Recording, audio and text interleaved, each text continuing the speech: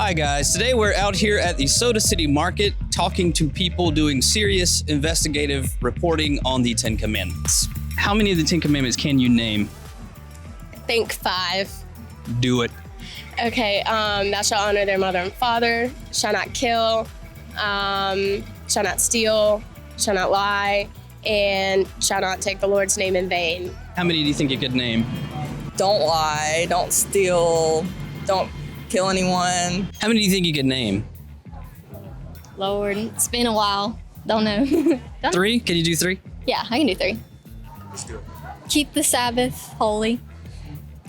No idols before me, and do not murder. All right. I think there's one about lying too. Oh yeah, lying, stealing, coveting. Respect your parents. Okay, thou shalt not lie. Thou shalt honor their mother and father. Thou shalt honor the Lord your God. Thou shalt love your brother. How many do you think you can name? Oh, okay. Shall not murder. Keep the Sabbath day holy. Do not commit adultery. Should not steal. I'm blanking on 6 more. I'm not sure. You want me to name some and see? Yep. Thou shalt not kill. Thou shalt not steal. How many can you name? We'll start with that. Uh-oh, should've got my mom for this one. She just was at her church too. I'll give you a clue. Thou shalt not kill. How many can you name? Can I name? I mean, probably like 8, 7, How many are there? 10. How many? I don't know. I know a lot of scripture even, but don't ask me where it is. Honor your mother and father. I don't know which one that is, but I do it. And my kids better do it or...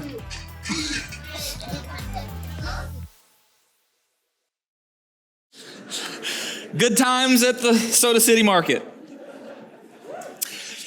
So we have done 3 weeks looking at the 10 Commandments as a group, as a whole, and tried to lay a little bit of a foundation for how we think about morality, how we think about right and wrong, why different people think certain things are right or wrong compared to others. We've talked about our particular culture, our time and place, and how it influences us when it comes to our moral intuitions or the reasons why we would say something is okay or is not okay. And today, finally, we find ourselves going through the commandments one by one. We'll start with the first commandment today. I've got a lot that I want to put in front of you, and so we're just going to get straight to work. The first of the 10 commandments, Deuteronomy chapter 5, verses 6 and 7. I am the Lord your God who brought you out of the land of Egypt, out of the house of slavery. You shall have no other gods before me. So you'll notice this command starts with a little bit of a reminder, a history lesson. God reminds them who he is and what he's done for them. I brought you out of the land of Egypt, out of the house of slavery. So when God initially gave the Israelites the 10 Commandments, it was somewhere around 50 days after freeing them from Egypt. And of course, in Deuteronomy, this is the second time they're given by the way of reminder. But when they first heard these commands, these memories of Egypt were fresh. They were not history. They were just a couple of months ago. The Nile River turning to blood, the frogs, the diseased livestock, the darkness and the death. These weren't stories that were passed down. These were just a couple months ago. And all this was after spending 430 years in captivity in Egypt, which is a long time. So this year will be America's 245th year as a nation. And even if you count the years under, as colonies under the British in the 1600s, it still wouldn't be as long as the Israelites were enslaved in Egypt. So this is a group that don't have their own culture. They don't have their own norms. They don't have their own laws. They don't have their own ways of life. For 430 years, they've had to live like Egyptians with no other choice. And so part of God bringing them out of Egypt is God asking them and commanding them to leave behind the ways of Egypt. He's trying to reestablish them as their own people with their own customs and culture and ways and perceptions about what is right and what is wrong. And in fact, even the plagues that God sent on Egypt in order to get Pharaoh to finally release the Israelites were a part of this process. They weren't just random. So for example, The ancient Egyptians had a god named Osiris. They believed he was the god of the Nile River. In fact, they thought the Nile River was his bloodstream. And so God turns the Nile River into blood. They had a god named Heket, is a goddess of fertility. When she was depicted, she had the head of a frog. So ancient Egyptians viewed frogs as sacred. They would never kill them. In fact, there was punishment on someone who stepped on a frog. God overwhelms them in one of the plagues with frogs. Frogs everywhere. You can't move without stepping on a frog. They had a god named Hathor, who was often depicted with the head of a cow. She was the goddess of protection. But then God sends disease to all of their cows, and they could not be protected. They worshiped Ra, the sun god. God sends 3 days of complete darkness. Then Pharaoh, the king of Egypt, was actually worshiped by the Egyptians. He was seen as the embodiment of a god himself. He's seen as the greatest Egyptian god of all, and they believed his deity was passed down through the birth of his firstborn son. So what does Yahweh God do? He pronounces death to all the firstborn in all families who don't use the blood of a lamb for atonement. And the first one the Bible mentions, Pharaoh's son, is going to die. So in each of these, God's saying, I am the true God, not Ra, not Osiris, most definitely not Pharaoh. If you want sun for your crops, I created the sun, I cause it to rise. I send the rain on the just and the unjust alike. If you want fertility, I'm the giver of life. I form you in your mother's womb. You want cattle, I own the cattle on 1,000 hills. This is God's way of showing them their little gods are puny, and in fact, they're empty. In the end, there's nothing there. Trusting in going to these false gods to protect you and provide for you as an exercise in futility. There's actually a branch of Old Testament theology called polemic theology. Polemic means a verbal or written attack.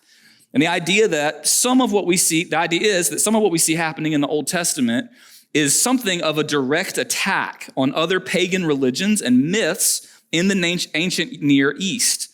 It's showing how Yahweh God is superior in every way to the gods of all these other religions. You could think of it like some parts of the Old Testament are diss tracks towards false gods, if you're familiar with the rap game. So it's like God's saying through the plagues, if you think you're so great, Osiris, then watch me hit your people with this virus. And everybody listening is like, oh, snap, don't do him like that, God. So this is what's going on with the plagues. It's a strategic debunking. Come on, that's good. If we can't laugh at that, then I can't. That's as good as it's going to get. You can laugh or not. I am being serious, though. It's a strategic debunking of these various false gods of the Egyptians. And through the way God delivered his people, he's given them this marker to look back on and cling to remember that Yahweh God is the one true God. He's the one who brought them out of Egypt. He's the one who delivered them. And now he's the one calling for their trust and their allegiance. He's the one saying, no thing and no one comes before me. So when I was growing up, I used to hate something that my parents would say to me. They would tell me to do something, and I would ask why, and then they would say, because I said so.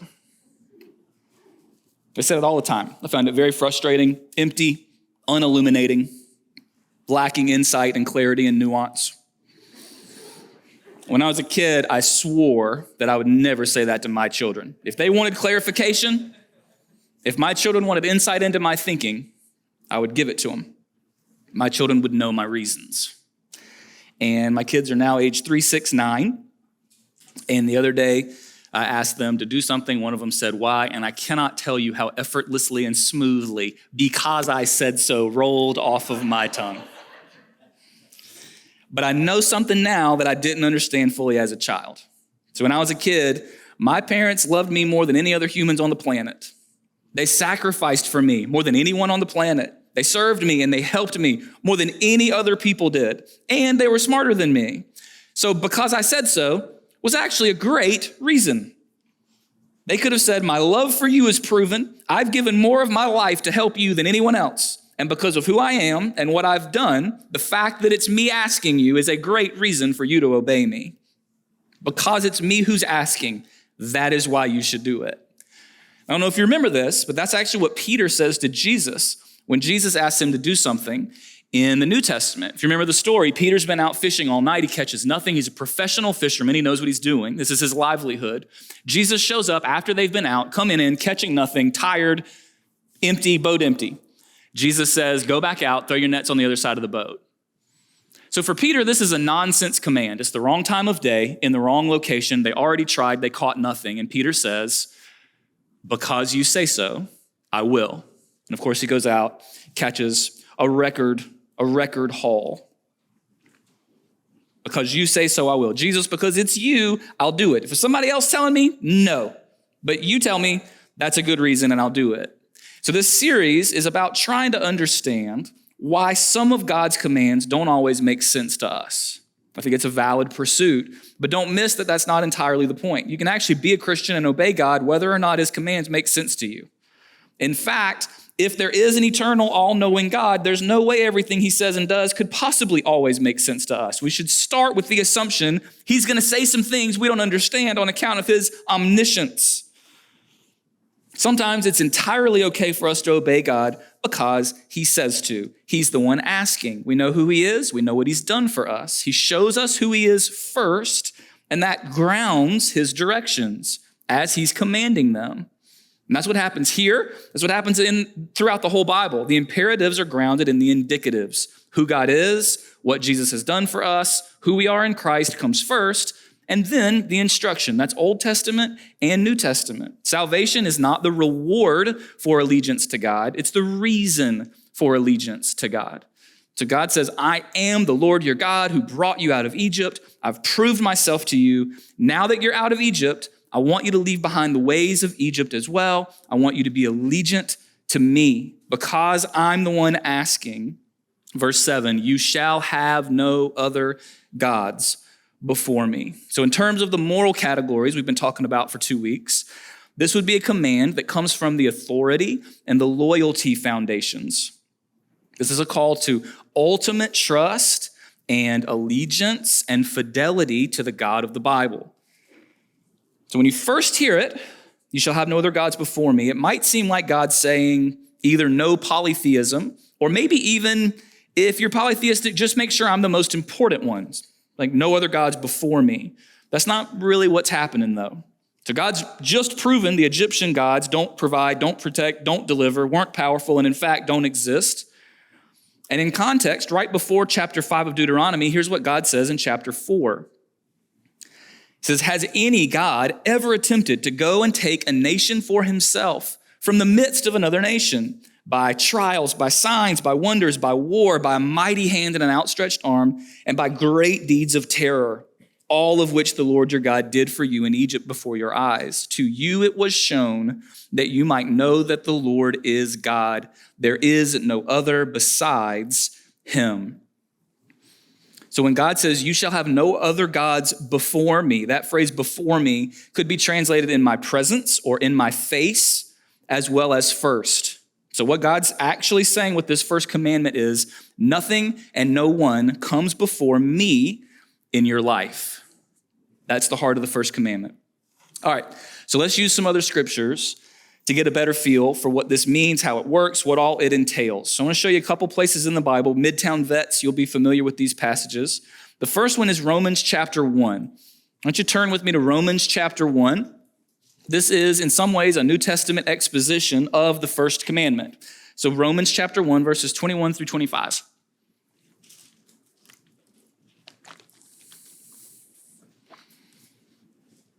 I'll show you this, and I want to give you one more that'll serve as cross-references for us.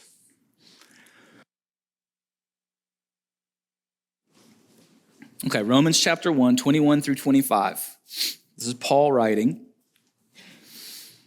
He's talking about humanity. He says, for although they knew God, they neither glorified him as God nor gave thanks to him. But their thinking became futile and their foolish hearts were darkened.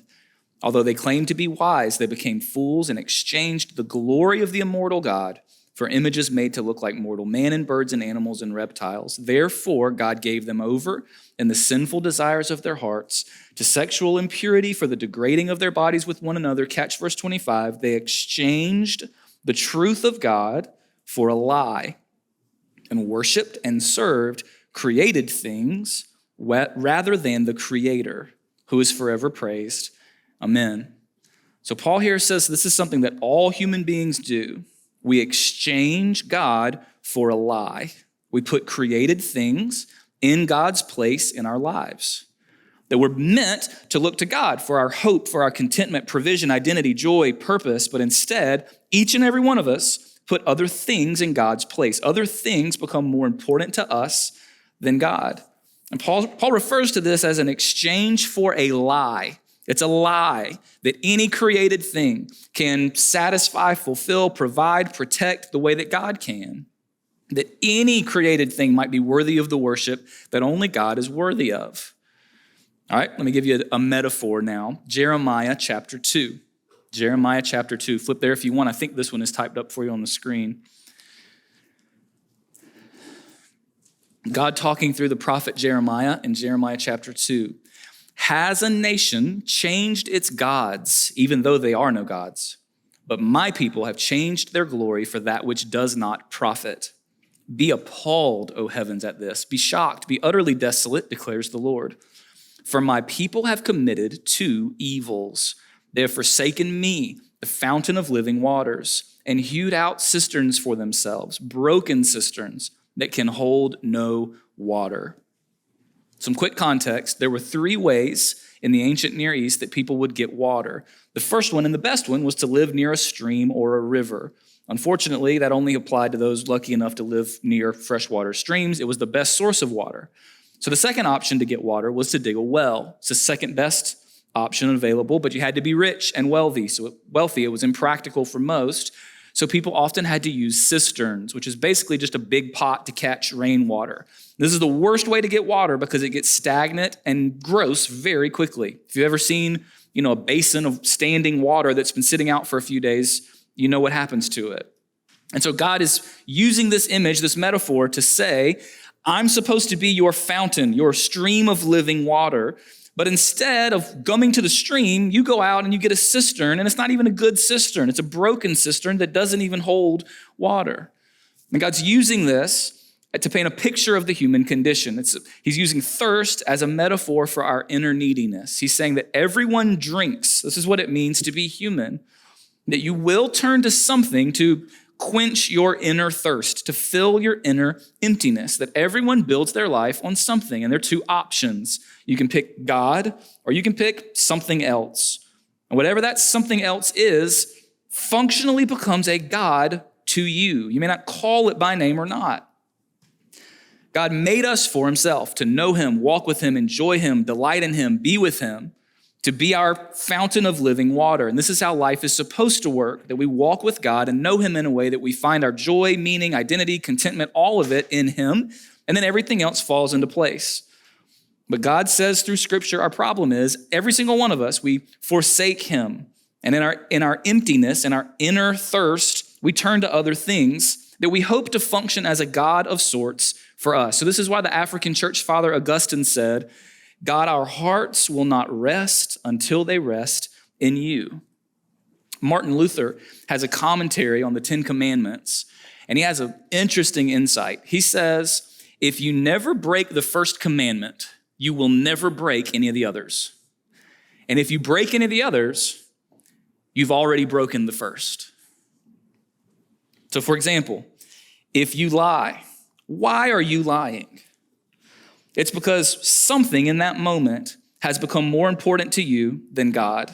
Some success, some approval, some comfort matters more to you in that moment than the acceptance, approval, and comfort of God. So you lie to either get something or to keep something. Why do you steal? Because in that moment, I'm not resting in God, trusting in his provision for me. If you break another commandment, it's because you've already broken the first commandment. We've already exchanged the truth of God for a lie. We've forsaken God, the fountain of living water, and then we turn to a broken cistern, asking it to do what only God can do for us. So what this means, and this is important that you know this about yourself, your behaviors are symptoms. They're symptoms. Behaviors are always symptoms. If you have a genuine delight in God and you enjoy him as the living water that he is, then the resulting behaviors and attitudes will be things like peace, patience, joy, kindness, gentleness, self-control.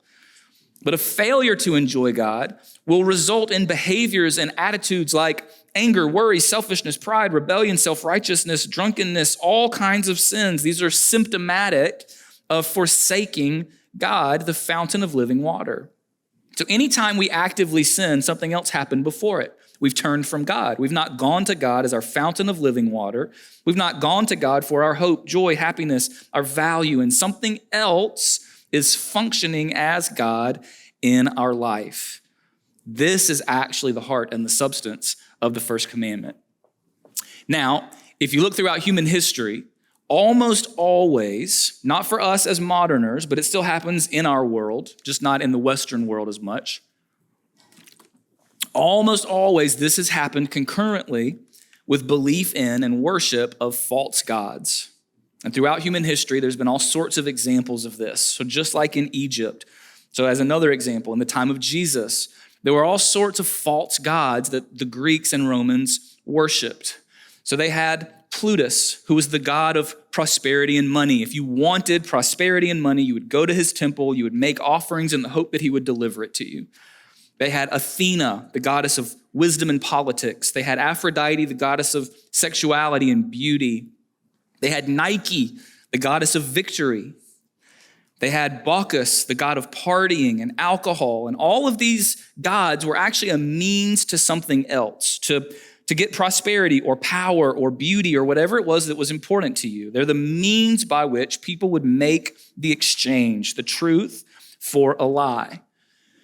And I'm saying this because sometimes we look down on our noses at ancient cultures that worship all these different gods. Like we're very advanced and evolved, but really we want the same things they wanted. The only difference is that we don't think a deity controls it. We don't believe a deity is the gatekeeper to get the things that we want.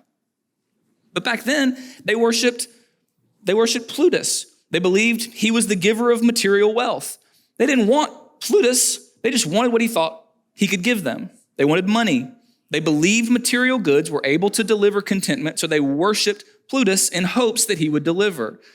So you and I don't worship Plutus, but it's only because we don't think he's the dispenser of material gain. We every bit as much believe that money can deliver contentment. And I think sometimes we feel a lot of cultural distance from polytheistic cultures where people are overtly worshiping other gods. But I would submit to you it's probably not as foreign as it might seem. Do a little thought experiment. Imagine if a person from ancient Egypt or ancient Rome just showed up right here in our society. Imagine the things they would observe and how they would interpret what's happening. Like, let's say, for example, yesterday they're at the Carolina game. And they look around and they see all these people gathered together, sacrificing time and money. They're chanting the same things. They're emotionally invested. They're expressive. They're hugging strangers. Millions of dollars are being redistributed. They're all wearing the same colors. They're doing rituals and songs. Seems of all of them, if we win, we're happy and full of joy until next Saturday. If we lose, it's sackcloth and ashes and the time of mourning until next Saturday. We build our schedules around these events. We do not have weddings on a football Saturday in the fall. They would look at all of this and they would say, oh, you worship Nike, the goddess of victory. And we would say, no. We've made so much progress. No way, absolutely not. And they would say, well, what's that little swoosh mark on the other team's jersey? And we'd be like, well, it's Nike, but it's totally different. I mean, it's really not. No, it's totally different. They would see the obsession that we have with buying things and accumulating new and better. They would see the storage units that are a multi-billion-dollar industry because we have more stuff than our houses can even hold. They would see our massive debt as individuals and as a nation. They would scroll through the endless maze that is Amazon in this secret hope that the next purchase, the next transaction, the next package that comes in the mail will make our lives just a little bit better, a little bit more comfortable. And they wouldn't just think we worship Plutus, the god of wealth and prosperity. They think we perfected it. They'd head to 5 Points to find where the worshipers of Bacchus gather. And then Athena, just imagine in ancient Rome if your favorite goddess was Athena, the goddess of politics and power and wisdom. Can you even imagine their delight if they showed up? You mean to tell me you can find out about current events and political maneuverings without having to go wait at the city center for a herald to show up and announce what's happened? You can just turn on this magical screen in your home, and there are multiple 24-hour channels that will constantly analyze and fill me with current political things that are happening. You guys don't just worship Athena, you've perfected the worship of Athena in ways I could have never dreamed of. Thank you. When you say you've made progress, I now see what you mean. They would be delighted to see what we've done. The honest answer is that we continue to believe, just like all human beings who have ever lived, that other things than God have a kind of salvation power in our lives. We're not that different. And the problem is, just like the false gods of Egypt, that all of our false gods can't actually do what we want them to do. They're broken cisterns. So this is a quote that I've shared multiple times with you, but David Foster Wallace was not a Christian, was an award-winning, best-selling novelist. He committed suicide in 2008. Before his death, he gave something of a famous commencement address. And this is an excerpt of what he said to the graduating class. Quote, "In the day-to-day trenches of adult life, there's actually no such thing as atheism. Everybody worships. The only choice we get is what to worship. And pretty much anything you worship will eat you alive. If you worship money and things, if they are where you tap real meaning in life, then you will never have enough. If you worship your body and beauty and sexual allure, you will always feel ugly. And when time and age start showing, you will die a million deaths before they finally plant you. If you worship power, you'll feel weak and afraid. You will need ever more power over others to keep the fear at bay.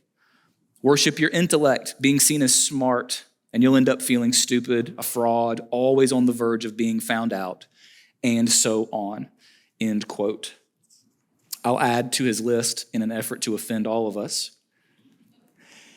that if you center your life and identity on your spouse or partner, then you're going to be emotionally dependent, jealous, controlling. The other person's problems will always be overwhelming to you. Center your life and identity on your family, your children. Then you're going to try to live your life through your children until they resent you or have no self of their own. And at worst, you may abuse them when they displease you. You center your life and identity on work and career. You're going to be a driven workaholic and a boring, shallow person. And at worst, you'll lose family and friends, or if your career goes poorly, develop deep depression.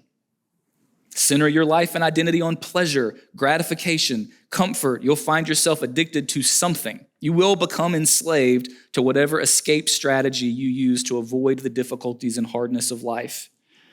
Center your life and identity on relationships and approval. You'll constantly be overly hurt by criticism and thus always losing friends.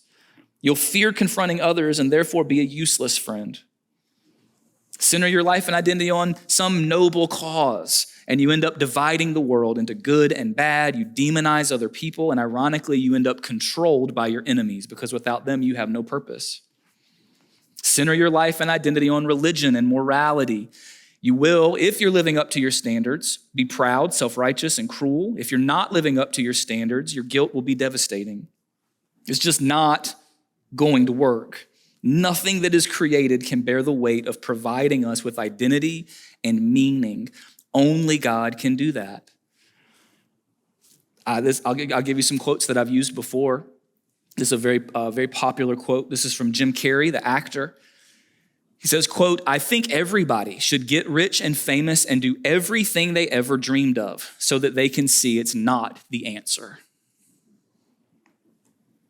This is from an interview with Zac Efron, May 2014.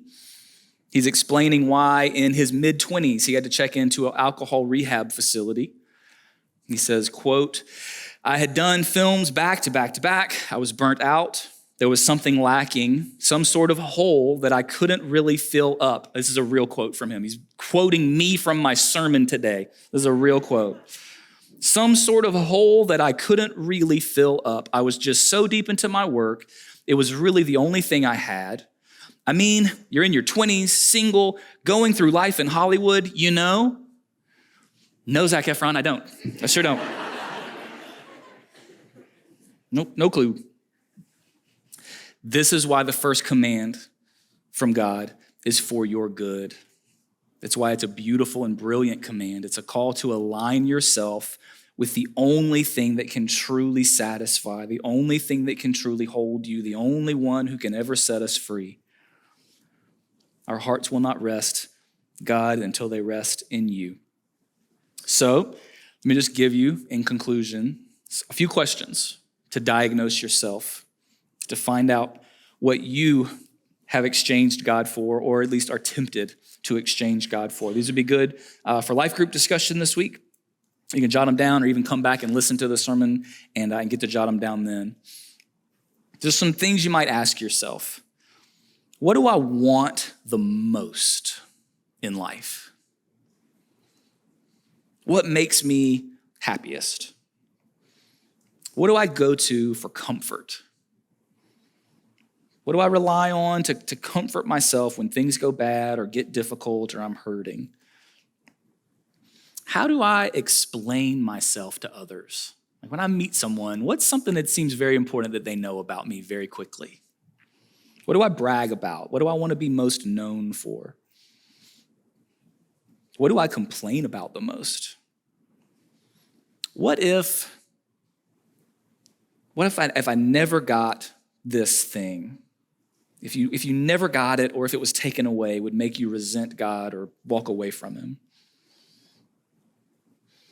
Whose approval do you want most?